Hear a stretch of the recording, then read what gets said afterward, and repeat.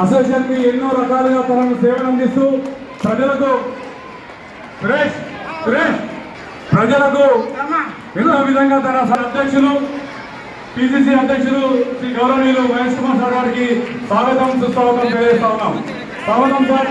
మీ యొక్క అమూల్యమైన సమయాన్ని మన ఆర్గనైజేషన్ కోసం మీరు ఇచ్చేసినందుకు మీకు ప్రత్యేకమైన వెనుకాలే ఉంటూ మనం సపోర్ట్ చేస్తున్న సీతా వెంకటేశ్వర గారికి, అదేవిధంగా వేదిక అలంకరించిన కార్పొరేటర్లు, కాంగ్రెస్ నాయకులు, నా తోటి కరాటే మాస్టర్లకు, దేశంలోనే మా గౌరవ ముఖ్యమంత్రి గారు, అదేవిధంగా మా మహేష్ కుమార్ గారి జాతీయ స్థాయిలో టోర్నమెంట్ నిర్వహించిన అతి టోర్నమెంట్లకు మన ఇండియా నుండి ప్రాధాన్యత వహిస్తూ వివిధ రాష్ట్రాలకు, అంతర్జాతీయ దేశాలకు వెళ్తూ గుర్తింపు తెచ్చేందుకు ప్రయత్నం చేస్తున్నందుకు నిజంగా మీ కరాటే మీద ఆధారపడి రావాలి.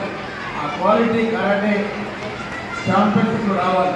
ఆ దశగా మీరు ప్రయత్నం చేయాలని, ఆ కార్యక్రమంలో పిఎస్కేని సంపూర్ణ సహకారం మీకు ఉంటుందనే మాట కూడా ఈ సందర్భంలో మనవి చేస్తూ ఉన్నారు.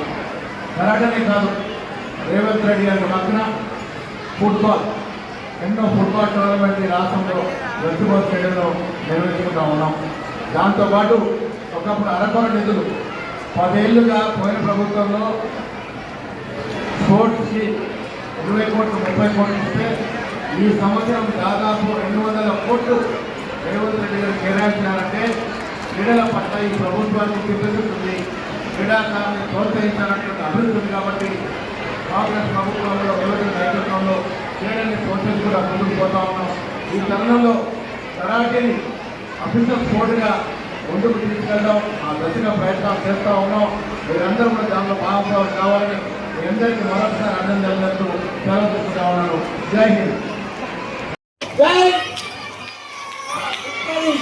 జై విక్టరీ. అందరికీ కూడా ధన్యవాదాలు. నమస్తే.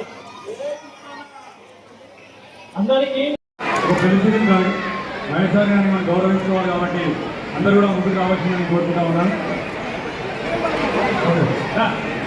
అందరూ దయచేసి ముందుగా